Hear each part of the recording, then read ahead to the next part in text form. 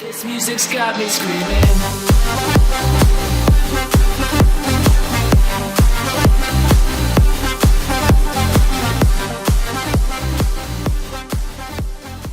Hey guys, this is Colin Warren. Welcome to my No B.S. guide to equalization EQing.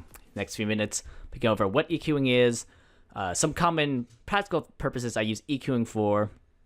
And that way, hopefully, these next, just kind of pouring out my thoughts on it, and hopefully it can help some of you guys out here. So, let's start out with kind of the overall kind of overview of what equalization is.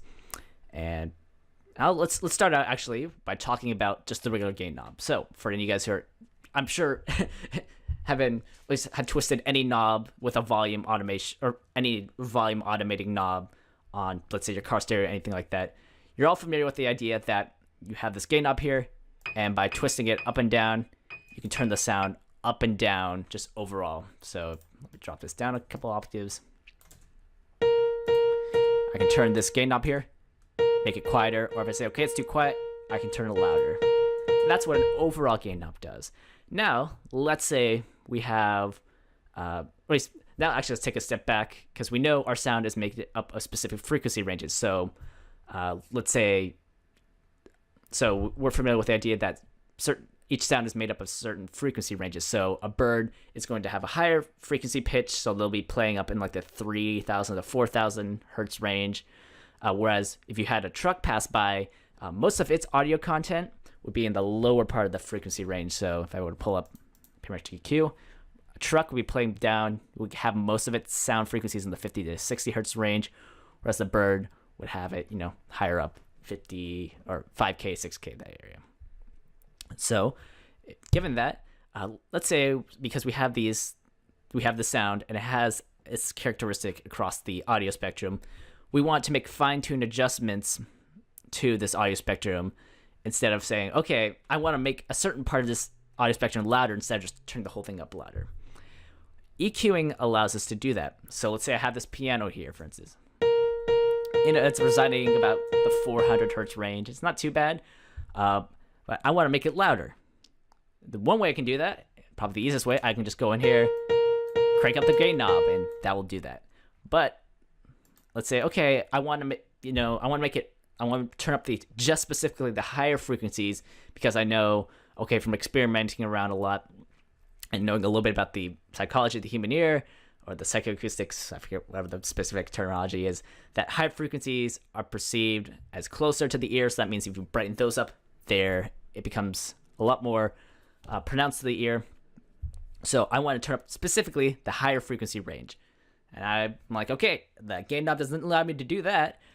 So what EQing allows me to do is it allows me to take a gain knob and turn up specific frequencies. So that's all you need to know about that. So I want to turn up these high frequencies. I take an EQ, boost it up. I have higher frequencies now specifically just boosted instead of turning up the whole thing, which is what would be equivalent of turning this gain knob up and down. Likewise, I can turn it. For a reason I think it's too bright, I can say, okay, I want to turn it down, specifically those higher frequencies. I can duck it down that way. If you take nothing else away, that's really kind of the 80-20, the Pareto principle, what EQ is. It's gain control for specific frequencies. So now given that, I'm sure some of you, if you're anything like myself, like, okay, cool. What exactly do I do with that? So let me give you a couple ideas of how I practically use it and how it's used from a mixing and a creative standpoint. And then after I give you that, I encourage you to go in and to start experimenting because it's really something where I can tell you about it, but it's something I really didn't understand until I messed around with it 2 or 3 years and just made a lot of tracks and just messed around a bunch of different ideas where I started getting, oh, okay, this is what sounds good for EQing. This is what doesn't. This is when it's used. This is what doesn't. So I'll kind of put the seed in your brain about, okay, these are usually the situations you use it in. And then you go into your own studio after this video is done and you start experimenting around with it. And then you kind of you start to get it ingrained in your head that way. So the first way you do it is you would use an EQ is to balance between two elements. So let's say I have our piano here, good old piano, and I pull up a 3 oscillator and choose this really crappy, cheesy sounding saw wave. And I were to link it to its own channel. You can hear, at least I can hear, and some of you guys may be able to hear, okay, they're both playing at the same time, but they both have similar audio frequency ranges that they're taking up. So if I were to pull up an EQ on them, on both of them, so I can open up the FL keys and the 3X oscillator, put an EQ on there, play them up both at the same time, you notice a lot of them will have similar frequencies, so it looks like about the mid-range area. What I would use an EQ for is if I liked, let's say in this case, I like certain frequencies of one element and certain frequencies of another element, and I want to make room for each one without, obviously, one way you can obviously do, or I want to get a nice balance between the two. One way you could obviously do is, okay, I want my piano to be louder, so I'll turn down the 3 oscillator. And that's one way, and probably usually the best way to balance it. But another way you can do it is if you have 2 instances of an EQ. You have these 2 EQs, you take a look at their waveforms, or you're able to hear them. And you're able to say, okay, the higher frequencies of this saw here, I kind of like, so I'm going to keep those in here. But I'm noticing both of these elements have mid-ranges, and to my ear, it sounds like they'd be clashing a little bit. So what I'm going to do is I'm going to duck out the mid-range of the synth or the saw sound, so that way, because I'm turning the volume down that specific frequency range for the synth, that given specific frequency range on the keys is louder because I've turned down the element for the saw there. So it just, because I'm cutting here, it allows everything else that's playing in that area to get louder because it's, there's more more room for the other element to breathe. So do that here. You can really hear the mid-range, or if I boosted this, you hear the kind of warbling together.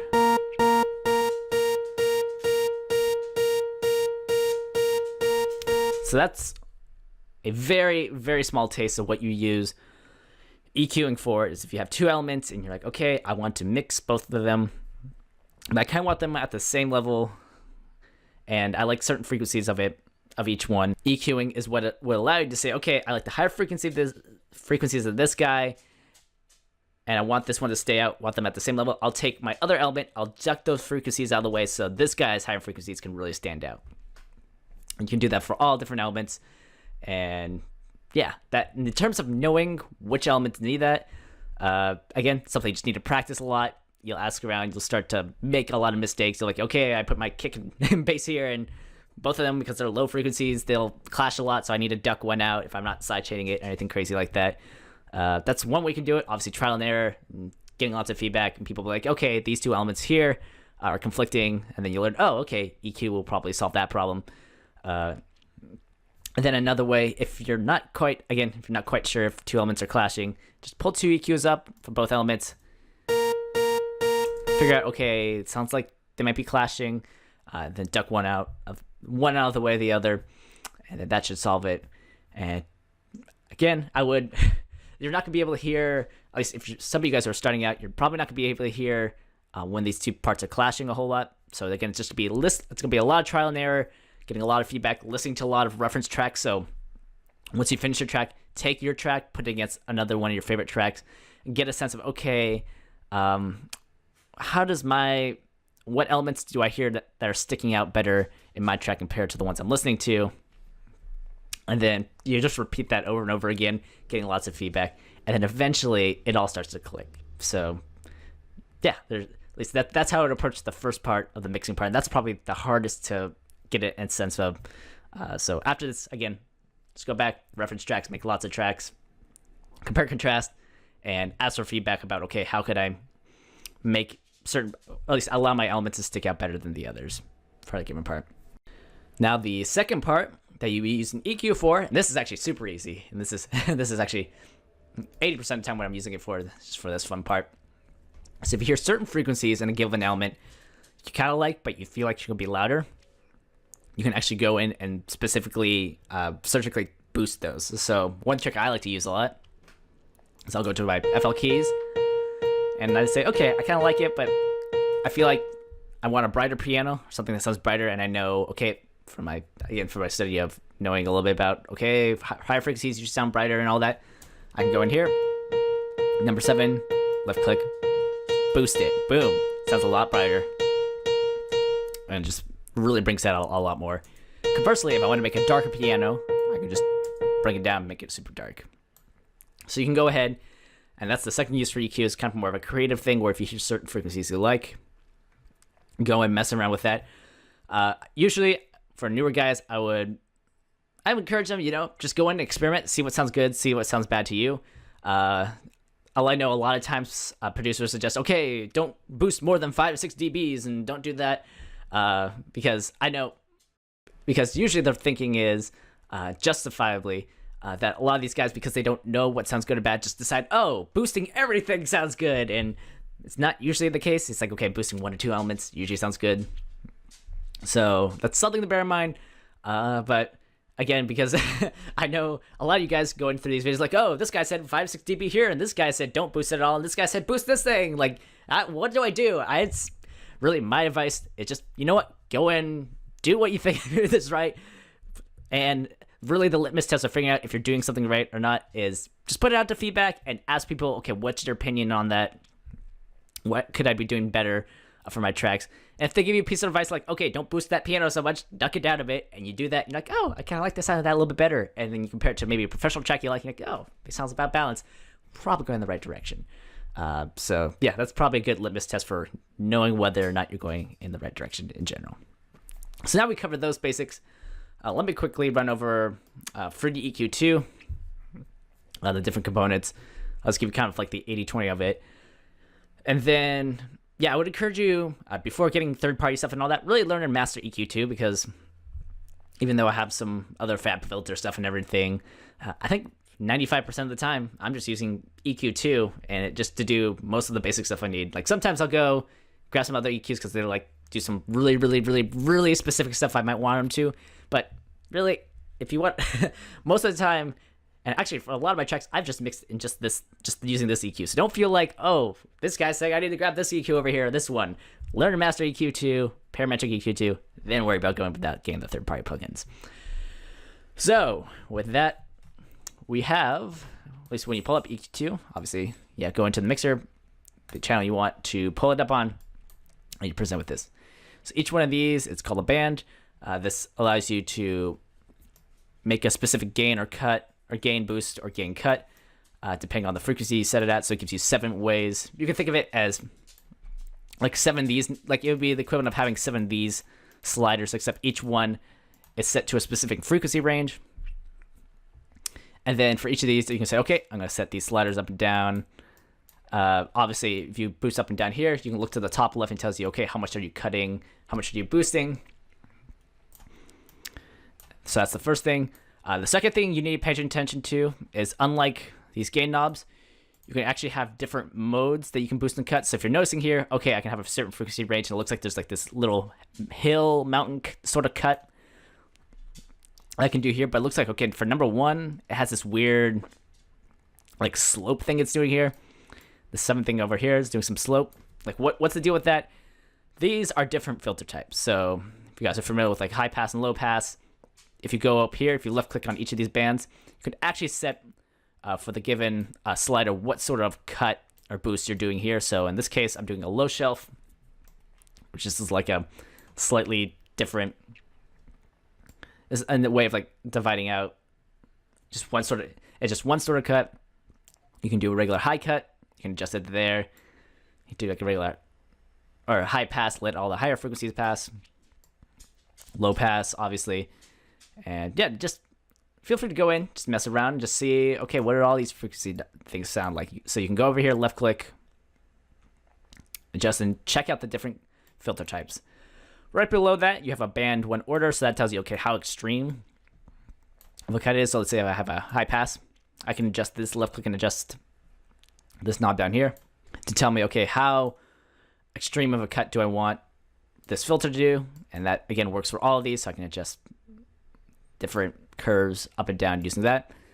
Knobs down here is just telling you, okay, this is the this is like the volume control for the specific frequency range. So this would be the equivalent doing that. Up and down.